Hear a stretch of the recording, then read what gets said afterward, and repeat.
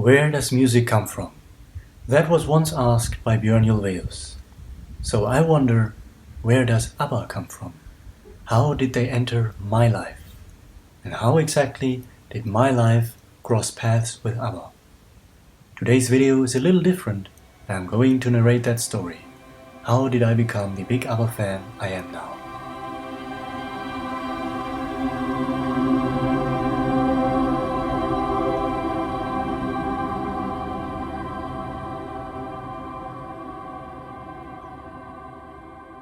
The year was 2004.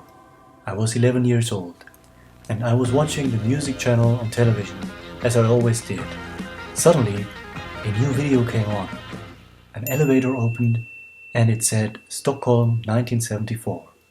The video was from a band called ABBA, and they called it Our Last Video Ever. It was the story of a man who auditioned with his band. That band turned out to be 4 puppets. So this was more than a simple music video, it was a short story. That was different. And they sang several songs. When the first song came on, I couldn't believe what I was hearing. The song was Take a Chance on Me. The second song was Dancing Queen, and the final one they sang was Waterloo. I asked myself, where does this music come from? Why is it so good? And who are these puppets? Far away, I had this distant memory. I somewhat recognized that name, ABBA. I had a friendship book, and of course you would also have your family to write in it. My uncle and even my father wrote for favorite music, ABBA. Nothing else. They even wrote it in capital letters. And seeing that, I felt that there was always something slightly special about that name. It felt different. Now I had this video in front of me, but ABBA were puppets. What was equally intriguing were all these different aspects surrounding it. That elevator opening with the words Stockholm 1974. That's got to have an importance. There were also these strange dialogues from actors in between. As I found out later, of course, all bits and pieces of various ABBA lyrics. And why would this record producer in the end diabolically reject this band who sang these terrific songs? And who was that band, these puppets, and that music? The music channel MTV offered the question, why have ABBA done a new video after all these years? You could send an SMS to receive an answer. It was the most important SMS I ever received. It didn't say too much. It said, Director Kalle Ostrand really wanted to do a video with ABBA. Since the band doesn't exist any longer, he decided to use puppets. More? Answer okay. I didn't answer okay. I went to my father and I said, please bring me a CD of this band ABBA. And he got me ABBA, the definitive collection. His choice couldn't have been more perfect. 35 songs from this band, all at once, across 2 CDs, and all in chronological order. This way I could get to know all of the songs that I realized were beloved and familiar all over the world. This also happens to be the very first time I ever saw ABBA, and my only picture for quite a while. Look at this gorgeous photograph, the pure beauty of these 4 people. I was so enchanted. For quite some time, I was more hooked with CD 1, the early songs until 1979. On CD 2, there were these melancholic, heavier songs. That took more time, but when I got it, I was completely captivated. There were also these 2 remixes as bonus tracks, and I just thought, they don't sound very different. At that time, I had a completely different understanding of what a remix was.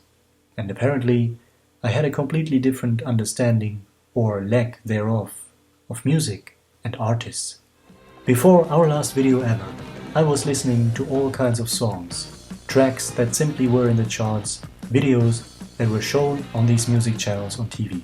Nothing special, no particular artist, there was no conscious curiosity about a single band or singer, no focus on anyone really, or even on the art itself. What would I know about the existence of producers or songwriters? There were bands who wrote and produced all of their songs on their own. For sure, I always liked music. But suddenly, I found something that I wasn't even consciously looking for. I fell in love with ABBA, madly in love, and I fell in love with music. I knew that this band and all of their work would forever be my greatest passion. So I went to my father again and I said, please bring me another CD of ABBA. He didn't bring me one, he brought me two. And this time he even got me original studio albums, Waterloo and Super Trooper. What a terrific choice in hindsight, the second album from the early years and the second to last album from their final years. And my dear friends and listeners, once again, I couldn't believe what I was hearing. One terrific song after another. It's possible that I checked again to see if these were really studio albums, or if they were collections with their greatest hits. That sound, those voices, the words they were singing, and that variety of styles and sounds within the albums, and certainly from one album to the other. I was so proud of this music. One day, when the family was visiting, I summoned my aunt into my room and I played her these two albums I got. For sure, this was the most precious thing I ever had. And I still remember she was so charmed with the song Sitting in the Palm Tree, and I was thrilled. It was also around this time when the documentary Super Troopers came out, giving me an idea of the myth that was ABBA. And seeing ABBA in concert on TV was simply mind-blowing. The energy, the setlist, experiencing ABBA live on stage. All those many moments of glory, of pure bliss, seeing an ABBA video for the very first time, listening to yet another new song, or even some of their rare outtakes. Of course, I started to add all other studio albums as soon as my pocket money would allow me to buy one. I remember those days vividly, going to the store and looking which ABBA album they would have next for me. I was in awe looking at each artwork, the tracklist, song names, and even bonus tracks. I never forget the excitement when, in 2006, I was holding the deluxe edition for Arrival in my hands all the way home, looking at the tracklist of that DVD. It said Dum Dum Diddle and Why Did It Have to Be Me live. What a thrill! Live versions for a TV special, and especially of two songs that were generally lesser known. But there was something else that made me realize that there was something very special when it comes to ABBA. Something that really shaped my dedication more and more. I realized the incredible amount of commitment that others had for ABBA.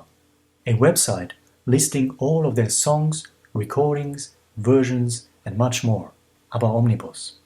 A website devoted to their entire story, collecting all of their photo sessions and video shoots, and diving deeply into their solo careers as well, Ruffin.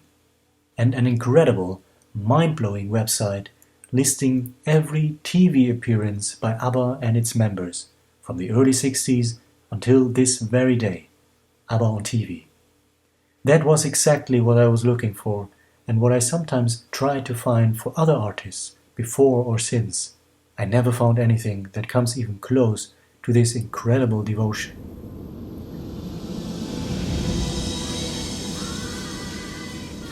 Almost a decade after I have seen these puppets for the first time on TV, in 2013, ABBA would open their museum.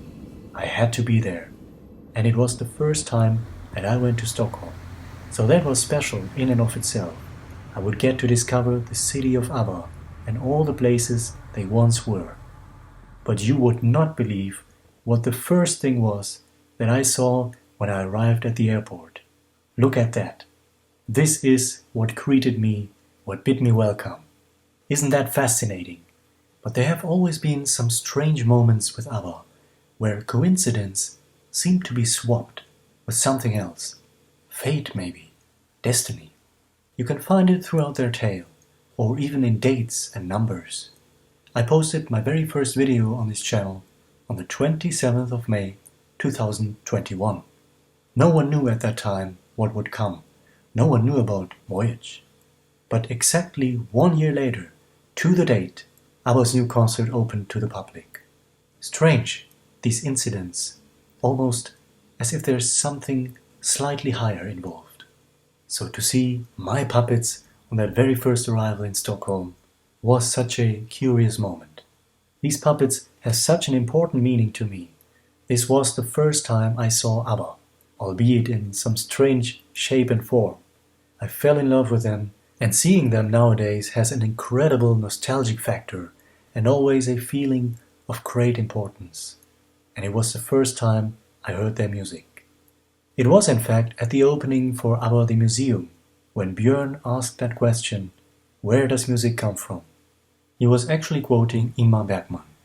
And to think that it all started with these puppets for me, the most lifeless things, but music, that's what gave them life, that's what made me aware, what made my heart and soul connect and really come alive.